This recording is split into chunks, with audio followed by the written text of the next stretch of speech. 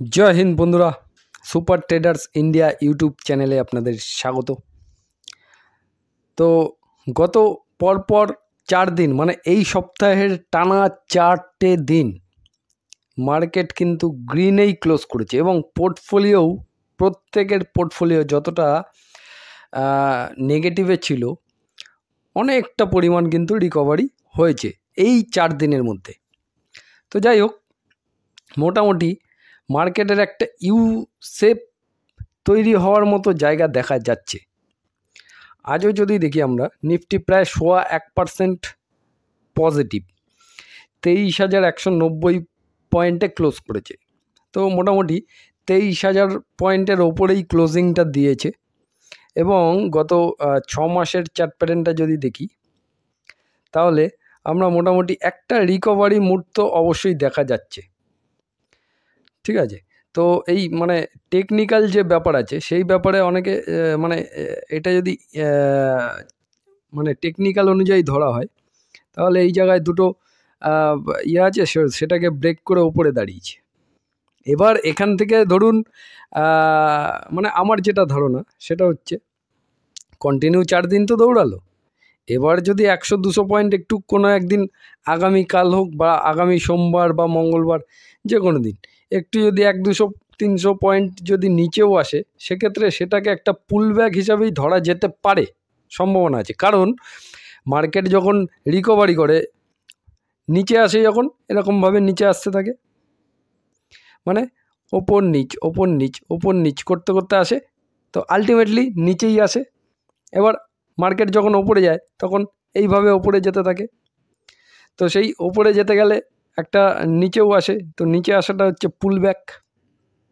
ঠিক আছে, তো এই পুলব্যাক হিসাবেও ধরা যেতে পারে। মোটামুটি বলা যাচ্ছে একটা ইউএর সম্ভাবনা তৈরি হচ্ছে। মোটামুটি 1 বছরের চার্ট প্যাটার্নটা যদি দেখি তাহলে মোটামুটি যেখান থেকে উঠেছিল সেখানে এসে আবার একটা উপরের দিকে যাওয়ার চেষ্টা চালাচ্ছে। যাই হোক, দেখা যাক কতদিন চলে এইভাবে। তো এই যে ডাউন মার্কেটটা, এই ডাউন মার্কেটে প্রচুর কোম্পানির স্টক দারুণ সুযোগ দিয়েছিল।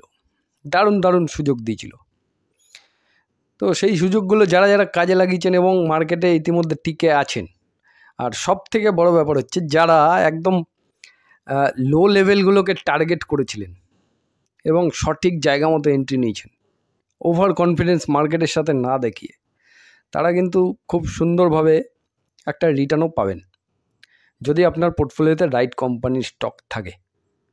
ঠিক আছে, যাই হোক, তো আগামীকাল যে রাত্রিবেলা খবরটা আসার কথা ছিল সেখানে মোটামুটি ইউএসএ রেট কাট কিছুই হয়নি, রেট কাট আনচেঞ্জ যেটা ছিল সেটাই আছে 4.5%।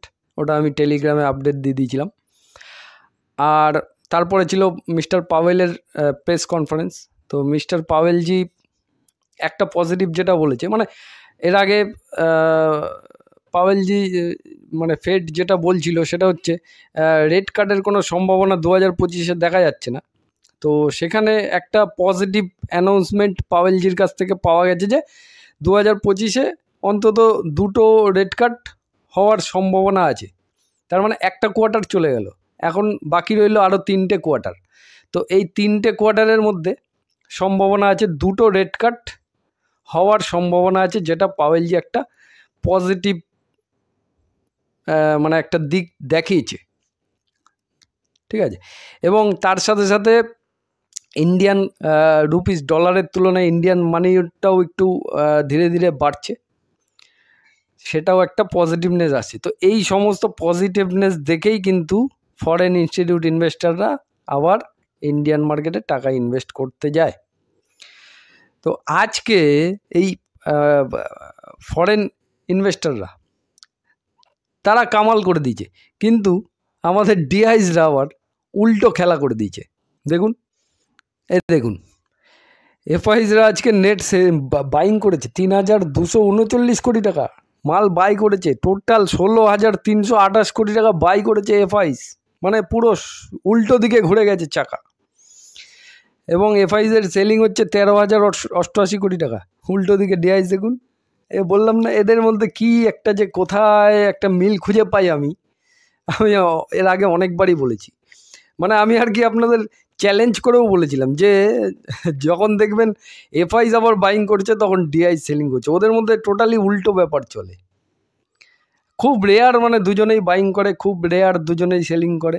তো মোটামুটি একজনের বিপরীতমুখী আরেকজনকে দেখতেই পাবেন, এটা আমি আগেও আলোচনা করেছি। তো সেই জিনিসটা কিন্তু দেখা যাচ্ছে, আশা করি এতদিনে বুঝতেই পেরেছেন। তো জানি না ওদের মধ্যে কি কথাবার্তা হয় নাকি আলাদা করে ওদের মিটিং ফিটিং হয়, কে জানে।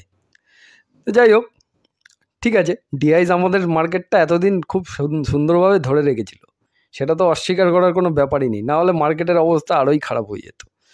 তো সেদিকে তাকিয়ে ডিআইসরা একটু যদি সেলিংও করে থাকে তো সেটা আমরা মেনে নিতে পারি, কোনো অসুবিধা নেই আমাদের, তাই তো। তো ঠিক আছে, ডিআইসরা আজকে 14,900 কোটি সেল করেছে এবং বাই করেছে 11,700 কোটি। তো ঠিক আছে, ডিআইসের থেকে একটু সেলিং দেখেছি, তো ওভারঅল ডিআইস তো বাইংই করে যাচ্ছে, একদিন নয় সেলিং করলো। এফআইস আজকে বাইং করেছিল, তো এই এফআইস হচ্ছে মেন। এফআইসের আমরা গত পরশু দিনও বাইং দেখেছিলাম এবং গতকালকে সেল দেখেছি, আবার আজকে বাই দেখছি। তো এই ব্যাপারটা একটু পজিটিভনেস দেখা যাচ্ছে, কারণ মানে বেশিরভাগ ক্ষেত্রে ওরা যদি বাইং করতে থাকে তাহলে কিন্তু মার্কেট রিকভারি হয়ে যাওয়ার সম্ভাবনা আছে, ঠিক আছে। তো যাই হোক, আপাতত যা কিছুই হচ্ছে সব কিছুই পজিটিভ আছে। এবার কিছু ফাইন্যান্স কোম্পানি নিয়ে আলোচনা করব, তার ফান্ডামেন্টাল বিশ্লেষণ আলোচনা করব। তার মধ্যে লার্জ ক্যাপও আছে, মিড ক্যাপ আছে, একটা স্মল ক্যাপ আছে, ঠিক আছে। তো কোম্পানিগুলো দেখানোর আগে ডিসক্লেমার ক্লিয়ার কাট, কোনো রেকমেন্ডেশন হিসাবে নেবেন না, কোম্পানিগুলো নিয়ে স্টাডি করতে পারেন। ফাইন্যান্স সেক্টর, ফাইন্যান্সের ডিমান্ড আমার মনে হয় ভবিষ্যতেও থাকবে, এটার ডিমান্ড কখনো কমবে না। তো এটা নিয়ে যদি আপনাদের ভালো লাগে তাহলে এই কোম্পানিগুলো নিয়ে স্টাডি করে দেখতে পারেন। ইনভেস্টমেন্ট ডিসিশন সম্পূর্ণ আপনার, কি করবেন না করবেন সেটা সম্পূর্ণ আপনার বুদ্ধি কাজে লাগিয়ে তারপরেই গিয়ে ইনভেস্টমেন্ট ডিসিশন নেবেন, কারণ সেখানে টাকাটা আপনি ইনভেস্ট করবেন, আপনার কষ্টের টাকা, লাভ হলেও আপনার হবে, লস হলেও আপনার হবে। সুতরাং সবসময় সঠিক বুদ্ধি কাজে লাগিয়ে তারপরে ইনভেস্টটা করবেন। সেটা কখনোই কারোর ভিডিও দেখে হোক, আমার ভিডিও দেখে হোক, অন্য কারোর ভিডিও দেখে হোক, কখনো এরকম সিদ্ধান্ত নেবেন না, ঠিক আছে। আমি প্রপার জিনিসটা আপনাদের সাথে শেয়ার করব, তার ভিত্তিতে আপনি নিজে স্টাডি করে দেখতে পারেন, ঠিক আছে। তো চলুন পরপর দেখে নিই। প্রথমেই চলে আসবো আমি একটা large cap company, large cap দুটো পরপর দেখাবো।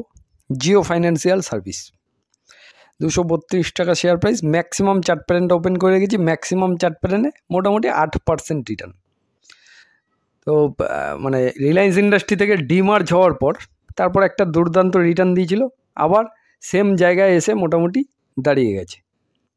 তো আপাতত যেখান থেকে শুরু হয়েছিল সেখানেই এসে দাঁড়িয়ে গেছে। তো মানে এই টপ লেভেলে যারা এন্ট্রি নিয়েছেন তারা এখন নেগেটিভে আছেন, তাহলে এখন এই টপ লেভেল থেকে মোটামুটি অনেকটাই কারেকশান ফেজে আছে। যদি একটু ক্যালকুলেট করে দেখার চেষ্টা করি তাহলে মোটামুটি 39-40% কারেকশানে আছে, তো আরও বেশি হয়েছিল এটা।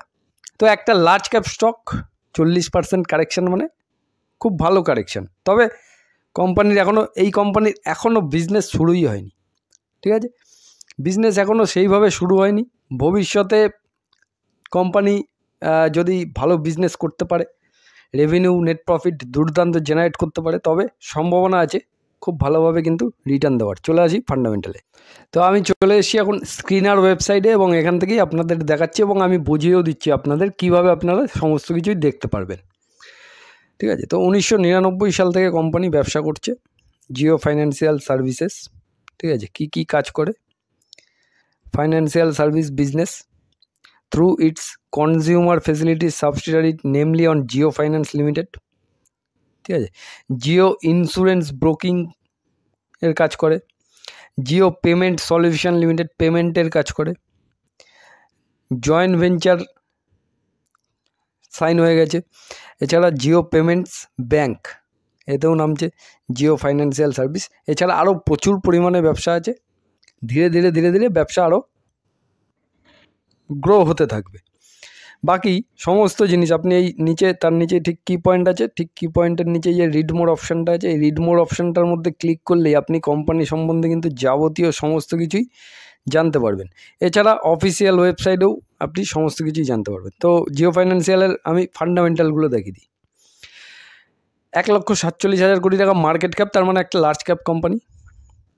এবার কোম্পানির আপাতত বিজনেস কোনো শুরু হয়নি, তবে লাস্ট 4টে কোয়ার্টার যদি দেখি 400 কোটি, 400 কোটি, 694 কোটি, 438 কোটি, তো 400 রেঞ্জের মধ্যে আছে। এখানে রিলায়েন্স, যেহেতু রিলায়েন্স ইন্ডাস্ট্রির হোল্ডিং আছে এই কোম্পানিতে, তো এখানে এই যে রেভিনিউটা যেটা বেড়েছে দেখছেন, এটা হচ্ছে কোম্পানি ডিভিডেন্ড পেয়েছে। রিলায়েন্স ইন্ডাস্ট্রি যে ডিভিডেন্ড দিয়েছিল সেই ডিভিডেন্ডটা প্রত্যেক সেপ্টেম্বর কোয়ার্টারেই এটা দেখতে পারবেন। তো সেখানে নেট প্রফিটের পরিমাণটাও বেড়ে যাবে, ঠিক আছে, প্রত্যেক সেপ্টেম্বর কোয়ার্টারের। ঠিক আছে, নেট প্রফিট মোটামুটি 300 কোটির কাছাকাছি ওরকমই আছে। এখনও কিছুই বিজনেস শুরু হয়নি। ইয়ারলি যদি দেখি 45 কোটি, 1,855 কোটি, এখন 1,968 কোটি, একটা কোয়ার্টার বাকি আছে। নেট প্রফিট 31 কোটি, 1,600 কোটি, 1,607 কোটি, একটা কোয়ার্টার বাকি আছে। কোম্পানির কাছে রিজার্ভস আছে 1,30,000 কোটি। বোরোয়িং এখন দরকার নেই, পরবর্তীকালে বিজনেস যখন শুরু হবে, ফাইন্যান্স কোম্পানি, বোরোয়িং তো অবশ্যই লাগবে। ফিক্সড অ্যাসেট 171 কোটি টাকা এবং টোটাল অ্যাসেট 1,44,000 কোটি টাকা। এবার চলে আসি শেয়ার হোল্ডিং প্যাটার্নে, যেটা ডিসেম্বর কোয়ার্টার পর্যন্ত আপডেট আছে। প্রোমোটার হোল্ডিং 47%, বাকি এফআইস ডিআইসের কাছেও অনেকটা হোল্ডিং আছে। এফআইস একটু সেল করেছে, ডিআইস বাই করেছে, এবং পাবলিকের কাছে মোটামুটি 24-24.5% মতো হোল্ডিং আছে। এই হচ্ছে শেয়ার হোল্ডিং প্যাটার্ন কোম্পানির। এখনও মানে এই যে রেভিনিউ নেট প্রফিট যেটা দেখলেন, সেটা পরবর্তীকালে যখন কোম্পানি সমস্ত বিজনেসগুলো শুরু করতে থাকবে, তারপরে নেট প্রফিট রেভিনিউতে সেই আমরা রেজাল্টের মাধ্যমে সেগুলো কিন্তু আমরা দেখতে পাবো। ঠিক আছে, তো স্টাডি করতে পারেন কোম্পানির বিজনেস। তার সাথে মানে রিলায়েন্স ইন্ডাস্ট্রি একটা বড়, তার মধ্যে মানে মুকেশ আম্বানি একটা খুব দুর্দান্ত বিজনেসম্যান, সেটা নিয়েও আপনারা স্টাডি করে দেখতে পারেন, কারণ তিনি বিজনেসম্যান হিসাবে খুবই ভালো। এবং সবথেকে বড় কথা, রিলায়েন্সের কাছে প্রচুর ক্লায়েন্ট আছে। ওরা যে কোনো মানুষের কাছে পৌঁছে যাওয়ার মতো সেই মানে সেই সিস্টেমটা, ওদের সেই চেনটা কিন্তু ওদের কাছে আছে। এই হচ্ছে ব্যাপার। চলে আসি আমি পরবর্তী আরেকটা কোম্পানি, সেটাও লার্জ ক্যাপ। নেক্সট কোম্পানিটা হচ্ছে বাজাজ হাউজিং ফাইন্যান্স। ঠিক আছে, এটাও বাজাজ ফাইন্যান্স থেকে ডিমার্জ হয়ে লিস্টিং হয়েছে, এবং লিস্টিং হয়েছে 70 টাকায়। তারপরে 70 টাকা থেকে প্রথম দিন মানে 70 টাকায় আইপিও পেয়েছে সবাই। আইপিও পাওয়ার পর লিস্টিং প্রাইস 150 টাকা, তারপরে 20% আপার সার্কিট, এবং তারপরের দিন আবার 10% আপার সার্কিট লেগেছিল। তারপর থেকে কারেকশান হতে হতে মোটামুটি এখন 121 টাকায় ট্রেড করছে, এবং ম্যাক্সিমাম চার্ট প্যাটার্নটা ওপেন করে রেখেছি। তো 25-26% কারেকশান দেখাচ্ছে ওপরের টপ লেভেল থেকে। ঠিক আছে, চলে আসি এবার কোম্পানির ফান্ডামেন্টাল। বাজাজ হাউজিং ফাইন্যান্সের মার্কেট ক্যাপ হচ্ছে 1,879 কোটি টাকা, লার্জ ক্যাপ। কোয়ার্টারলি রেজাল্ট হচ্ছে মোটামুটি 2,200 কোটি, 2,400 কোটি, এইভাবে। নেট প্রফিট ওই 400-500 কোটি, ধীরে ধীরে বাড়ছে। ইয়ারলি একটু পারফরমেন্সটা দেখে নেব আমরা। 2021 থেকে বছরে 4টে কোয়ার্টার মিলিয়ে 3,100 কোটি বেড়ে 3,700 কোটি বেড়ে 5,600 কোটি বেড়ে 7,600 কোটি বেড়ে 9,064 কোটি, একটা কোয়ার্টার এখনও বাকি আছে। নেট প্রফিটে যদি চলে আসি, 453 কোটি, 710 কোটি, 1,258 কোটি, 1,731 কোটি, এখন 1,958 কোটি, একটা কোয়ার্টার এখনও বাকি আছে। তাহলে ধীরে ধীরে বাড়ছে। আচ্ছা, কোম্পানির কাছে রিজার্ভস আছে 10,400 কোটি, রিজার্ভস কন্টিনিউ বাড়ছে, এবং বোরোয়িং কিছুই নেই। ফিক্সড অ্যাসেট 122 কোটি টাকা, টোটাল অ্যাসেট 93,700 কোটি টাকা। এবার চলে আসি প্রোমোটার হোল্ডিং কত আছে, 88.75। সবে মাত্র লিস্টিং হয়েছে, 3 বছর সময় আছে, 3 বছরের মধ্যে এটা 75-এ নিয়ে আসতে হবে। যাই হোক, এফআইসের কাছে 1% হোল্ডিং আছে, ডিআইসের কাছে একটু হোল্ডিং আছে। এফআইস ডিআইস একটু সেল করেছে, মানে আইপিও লিস্টিং হওয়ার পর তারপর সেল করেছে। পাবলিকের কাছে 10%-এরও নিচে হোল্ডিং আছে।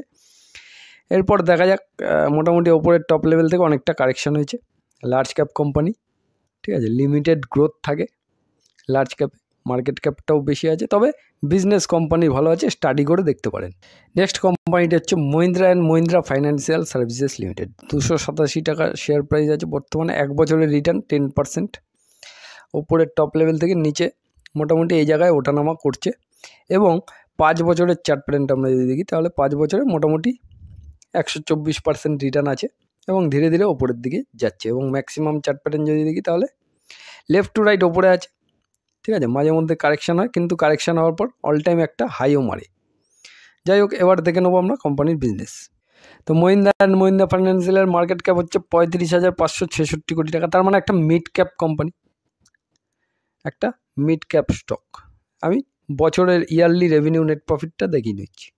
2021 থেকে বছরে 12,300 কোটি, 2022 একটু কমেছে 11,400 কোটি, তারপরে আবার বেড়ে গেছে 12,800 কোটি, তারপরে 15,900 কোটি, এখন 17,858 কোটি। একটা কোয়ার্টার এখনও বাকি আছে। নেট প্রফিটে যদি চলে আসি, 780 কোটি, 1,150 কোটি, 2,071 কোটি, 1,943 কোটি, এখন 2,475 কোটি। একটা কোয়ার্টার এখনও বাকি আছে। কোম্পানির কাছে রিজার্ভস আছে 19,824 কোটি টাকা এবং বোরিং এখন বর্তমানে নেই, ঠিক আছে। ফিক্সড অ্যাসেটের পরিমাণ 1,158 কোটি এবং টোটাল অ্যাসেট 1,33,000 কোটি। প্রোমোটার হোল্ডিং 52%, এফআইসের কাছে 10.5%, ডিআইসের কাছে অনেকটা হোল্ডিং আছে এবং পাবলিকের কাছে একদমই কম 6% মতো হোল্ডিং আছে। 10%-এরও নিচে পাবলিক হোল্ডিং। ম্যাক্সিমাম হোল্ডিং বড় প্লেয়ারদের কাছে আছে, স্টাডি করে দেখতে পারেন। নেক্সট আরও দুটো মিড ক্যাপ কোম্পানি দেখাবো, তারপরে লাস্ট একটাই স্মল ক্যাপ কোম্পানি দেখাবো। নেক্সট কোম্পানিটি হচ্ছে ইরেডা, ইন্ডিয়ান রিনিউয়েবল এনার্জি। তো রিনিউয়েবল এনার্জিতে যারা কাজ করে তাদেরকে যত ফাইন্যান্স করবে, তো সেই ফাইন্যান্স করবে হচ্ছে ইরেডা। এছাড়া এখন রিসেন্ট অনেক ব্যাঙ্কও নেমেছে এই কাজে।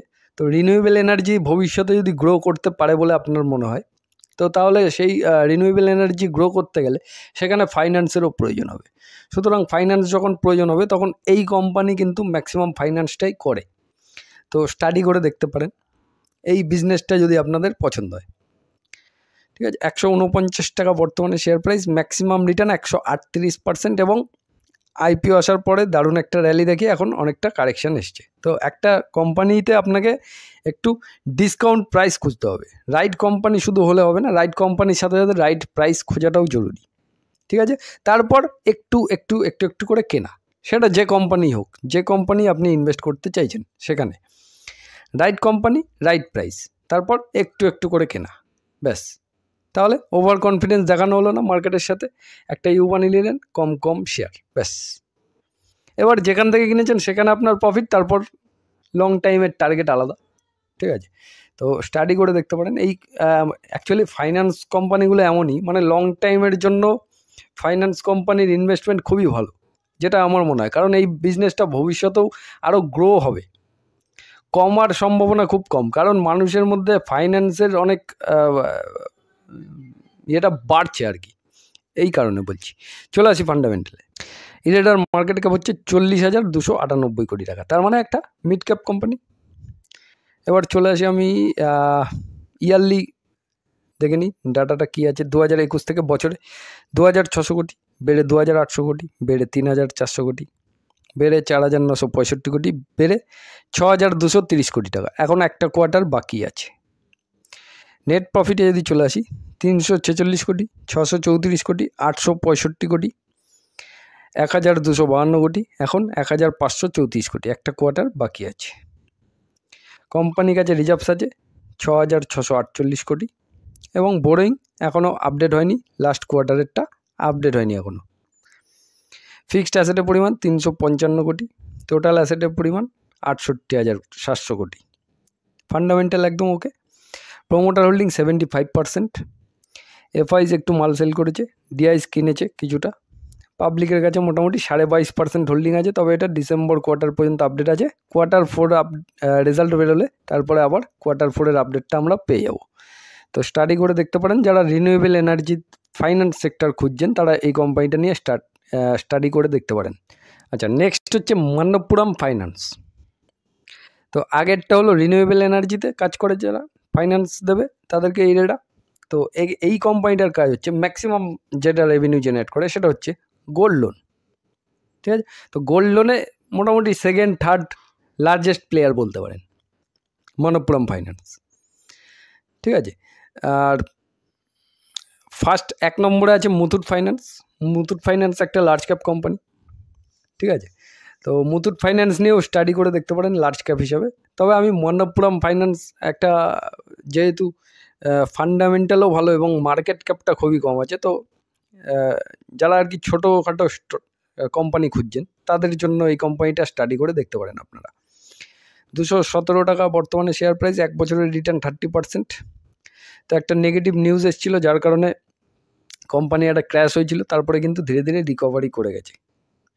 তো এখানে আমি তখন বলেছিলাম যে চিন্তা ভাবনা করার কোনো ব্যাপার নেই, এবং 5 বছরের রিটার্নটা যদি দেখি তাহলে 5 বছরে একই রেঞ্জের মধ্যে মোটামুটি দাঁড়িয়ে আছে, ওঠানামা করে যাচ্ছে। এবার 5 বছর ধরে কোম্পানি কি কোনো প্রফিট হয়নি? তো 5 বছরে এখন 122% রিটার্ন আছে, তবে এখানে একটা লো লেভেল দেখা যাচ্ছে, সেই কারণে একটা রিটার্ন দেখা যাচ্ছে। কিন্তু হিসাব মতো দেখতে গেলে 5 বছরে একই পারফরমেন্স, সেম পারফরমেন্স। এবার দেখে নিই আমরা কোম্পানি 5 বছরে কি করেছে। মনপ্পুরম ফাইন্যান্সের মার্কেট ক্যাপ হচ্ছে 18,400 কোটি টাকা, ঠিক আছে। তাহলে একটা মিড ক্যাপ স্টকই, তবে 20,000 কোটির নিচে মার্কেট ক্যাপ আছে, যার কারণে মার্কেট ক্যাপ অনুযায়ী অনেক দূর যাওয়ার সম্ভাবনা হতে পারে, তবে কোম্পানিকে বিজনেসও সেইভাবে করতে হবে। তো 5 বছরে যে সমস্ত স্টক বড় রিটার্ন দিয়েছে সেই সমস্ত স্টকে যাওয়া ভালো, নাকি যে সমস্ত স্টক বড় রিটার্ন এখনও দেয়নি সে সমস্ত স্টকে যাওয়া ভালো, সেটা নিয়ে আপনারা স্টাডি করে দেখতে পারেন। আমার কোম্পানিটা খুবই পছন্দের, তবে কোনো রেকমেন্ডেশন হিসাবে নেবেন না। সম্পূর্ণ ভিডিওটি এডুকেশন পারপাস, আপনাদের বোঝানোর জন্য, স্টাডি করানোর জন্য, ঠিক আছে। তো সেই হিসাবেই বাই হোল্ড সেল রেকমেন্ডেশন হিসাবে একদমই নেবেন না। কি করবেন না করবেন টোটালি আপনাদের ব্যাপার, কারণ লস হলেও আপনার হবে, লাভ হলেও আপনার হবে। সুতরাং আমি চাই না কখনো আমার কথা শুনে আপনি কখনো লস করেন, ঠিক আছে। এটা হচ্ছে পরিষ্কার কথা, সোজা কথা, সোজাভাবে বলা ভালো। একটু ইয়ারলি পারফরমেন্সটা দেখে নেবো আমরা, 2021 থেকে কেমন ব্যবসা করছে। 5 বছরে এমন কিছুর বড় রিটার্ন দেয়নি, তো তাহলে দেখে নিই। 6,300 কোটি, এখানে একটু কমে গেছিলো 6,061 কোটি, তারপরে বেড়ে গেছে 6,700 কোটি, তারপরে 8,800 কোটি, এখন 10,041 কোটি। একটা কোয়ার্টার এখনও বাকি আছে, তাহলে কন্টিনিউ বাড়ছে রেভিনিউ। নেট প্রফিটে আমরা যদি চলে আসি তাহলে 1,700 কোটি, 1,300 কোটি, একটু কমে গেছে, তারপরে আবার বেড়ে গেছে 1,500 কোটি, 2,197 কোটি, এখন 1,971 কোটি। একটা কোয়ার্টার এখনও বাকি আছে, তাহলে রেভিনিউ, নেট প্রফিট সবই ধীরে ধীরে বাড়ছে, তার মানে বিজনেস ঠিকঠাকই চলছে। রিজার্ভস আছে কোম্পানির কাছে 12,300 কোটি টাকা, এবং বোরোয়িং এখন দেখাচ্ছে না, তবে ফাইন্যান্স কোম্পানির বোরোয়িং যত বাড়বে তত ভালো। ফিক্সড অ্যাসেটের পরিমাণ 1,130 কোটি টাকা, এবং টোটাল অ্যাসেট 52,400 কোটি টাকা। শেয়ার হোল্ডিং প্যাটার্নটা যদি দেখে নিই তাহলে প্রোমোটার হোল্ডিং 35%, এফআইস কিছুটা মাল সেল করেছে, 27% হোল্ডিং এফআইসের কাছে আছে। ডিআইসও কিছুটা সেল করেছে, মোটামুটি 7.5% ডিআইসের কাছেও হোল্ডিং আছে, এবং পাবলিক কিছুটা মাল কিনেছে, 29% হোল্ডিং পাবলিকের কাছে আছে। তবে এটা ডিসেম্বরের আপডেট, এরপর Q4 আমরা গিয়ে বুঝতে পারবো, স্টাডি করে দেখতে পারেন। তো দুটো লার্জ ক্যাপ কোম্পানি নিয়ে আলোচনা করলাম, 3টে মিড ক্যাপ নিয়ে আলোচনা করলাম, একটা স্মল ক্যাপ নিয়ে আলোচনা করব। তার আগে স্মল ক্যাপ কোম্পানিতে যখনই যাবেন, যে কোনো কোম্পানিতেই, তখন সেখানে কিন্তু একটা রিস্ক ফ্যাক্টর থাকে, কারণ সেই কোম্পানিগুলো অলরেডি ছোট। এবার ছোট হিসাবেও অনেক কিছু দেখতে হয়, যেমন ফান্ডামেন্টালের মধ্যে অনেক কিছু দেখার ব্যাপার আছে, সেগুলো একটু দেখে শুনে তারপর বিবেচনা করবেন। তো আমার নিজের যেটা পছন্দ সেই রকম আমি একটা কোম্পানি আপনাদের সাথে শেয়ার করি, আপনারা সেই কোম্পানিটা নিয়ে স্টাডি করে দেখতে পারেন। এবং স্মল ক্যাপ কোম্পানিতে সবসময় অল্প পরিমাণ টাকা, কখনও স্মল ক্যাপ কোম্পানিতে বড় টাকা ইনভেস্টমেন্ট করা উচিত নয়, সেটা বোকামি কাজ হবে। বুঝতে পেরেছেন? চলুন, কোম্পানিটি হচ্ছে Fed bank financial services limited, Federal ব্যাংকের সাবস্টিটিউট কোম্পানি, ঠিক আছে। ফেডারেল ব্যাংক হচ্ছে ব্যাংকিং কাজ করে, এই কোম্পানিটা হচ্ছে ফাইন্যান্সিয়াল সার্ভিসে কাজ করে। যেমন এইচডিএফসি ব্যাংক এবং এইচডিএফসি ফাইন্যান্স আলাদা ছিল, ঠিক আছে, এইচডিএফসি লিমিটেড, সেই দুটো এখন এক হয়ে গেছে। তো ফেডারেল ব্যাংকের এটা আলাদা আলাদা আছে, ফেডারেল ব্যাংকও লিস্টেড আছে স্টক মার্কেটে, এবং ফেড ব্যাংক ফাইন্যান্সিয়াল সার্ভিসও লিস্টেড আছে, ঠিক আছে। তো যাই হোক, 88 টাকা 91 পয়সা শেয়ার প্রাইস, এবং ম্যাক্সিমাম রিটার্ন খুলেছি কত, 37% নেগেটিভ। তার মানে জবে থেকে আইপিও এসছে কন্টিনিউ নিচে। এবার তার মানে কি কোম্পানির তাহলে বিজনেস খারাপ হচ্ছে? চলুন দেখে নিই ফান্ডামেন্টালে গিয়ে। তো কোম্পানির মার্কেট ক্যাপ কত আছে, 3,326 কোটি টাকা মাত্র। তার মানে বুঝতে পারছেন মার্কেট ক্যাপ খুবই কম, স্মল ক্যাপ কোম্পানি। তাহলে মার্কেট ক্যাপ অনুযায়ী কোম্পানি অনেক দূর দৌড়ানোর ক্ষমতা রাখে মার্কেট ক্যাপ অনুযায়ী। এবার দেখতে হবে বিজনেস, বাকি ফান্ডামেন্টাল সমস্ত কিছুই দেখতে হবে। দেখে নিই ইয়ারলি পারফরমেন্সটা একটু দেখে নিই। 2021 থেকেই দেখি বছরে 692 কোটি টাকা রেভিনিউ, বেড়ে 869 কোটি, বেড়ে 1180 কোটি, বেড়ে 1577 কোটি, এখন 1931 কোটি। একটা কোয়ার্টার এখনও বাকি আছে, তাহলে পারফরমেন্স একদম ঠিক আছে। কোম্পানির টপ লাইন যথেষ্ট ভালো। নেট প্রফিটে যদি চলে আসি তাহলে 62 কোটি, 103 কোটি, 180 কোটি, 245 কোটি, এখন 221 কোটি। একটা কোয়ার্টার এখনও বাকি আছে, তার মানে রেভিনিউও বাড়ছে, নেট প্রফিটও বাড়ছে, ইপিএসও ধীরে ধীরে বাড়ছে, কিন্তু রিটার্ন এখনও দেয়নি, স্টক এখনও রিটার্ন দেয়নি। রিজার্ভস আছে কোম্পানির কাছে 2030 কোটি টাকা, রিজার্ভস কন্টিনিউ বাড়ছে, এবং বোরোয়িং লাস্ট কোয়ার্টারের আপডেট হয়নি, তবে বোরোয়িং ধীরে ধীরে বাড়ছে, এবং আগের থেকেও যদি দেখি কন্টিনিউয়াসলি ধীরে ধীরে বোরোয়িং বাড়ছে। তার মানে ফাইন্যান্সের বোরোয়িং যত বাড়বে তত ভালো, কোম্পানি বিজনেস করছে। ফিক্সড অ্যাসেট 180 কোটি, ফিক্সড অ্যাসেটের পরিমাণ বেড়েছে, এবং টোটাল অ্যাসেট 12,600 কোটি, এটাও বেড়েছে। এবার চলে আসি শেয়ার হোল্ডিং প্যাটার্নে। এখানেও একটু দেখার ব্যাপার আছে, কারণ স্মল ক্যাপ কোম্পানিতে বড় প্লেয়াররা কতটা আছে সেটাও দেখাটা জরুরি। প্রমোটার হোল্ডিং 61%, এফআইসের কাছে 0.52% হোল্ডিং আছে, খুবই কম। কিন্তু ডিআইসের কাছে অনেকটাই হোল্ডিং আছে, মোটামুটি 21% হোল্ডিং আছে। পাবলিকের কাছে 17% হোল্ডিং আছে। প্রমোটার হোল্ডিংয়ে প্লাস সাইনে ক্লিক করলে এই যে ফেডারেল ব্যাংক, এদের কাছেই কিন্তু যাবতীয় স্টেকটা আছে, দেখতে পাচ্ছেন, ঠিক আছে। তো স্টাডি করে দেখতে পারেন, একটা স্মল ক্যাপ কোম্পানি, তবে বড় প্লেয়ারের হোল্ডিংই ম্যাক্সিমাম আছে এবং পাবলিকের হোল্ডিংটা কম আছে। এটা ডিসেম্বর কোয়ার্টারের আপডেট, Q4 রেজাল্ট আসলে বাকি আপডেট আমরা জানতে পারবো, ঠিক আছে। তো যে কটি স্টক দেখালাম কোনো রেকমেন্ডেশন হিসাবে নেবেন না, সম্পূর্ণ ভিডিওটি এডুকেশন পারপাস ছিল। আপনি এই কোম্পানিগুলো নিয়ে স্টাডি করতে পারেন, কেনা বেচা আপনার ব্যক্তিগত ব্যাপার, লাভ লস যেটা হবে সেটা আপনারই থাকবে, তার জন্য আমি কোনো মতেই দায়ী নই, ঠিক আছে। তো ভিডিওটি যদি ভালো লেগে থাকে লাইক কমেন্ট শেয়ার করে দেবেন। জয় হিন্দ, বন্দে মাতরম, সবাই ভালো থাকবেন, সুস্থ থাকবেন।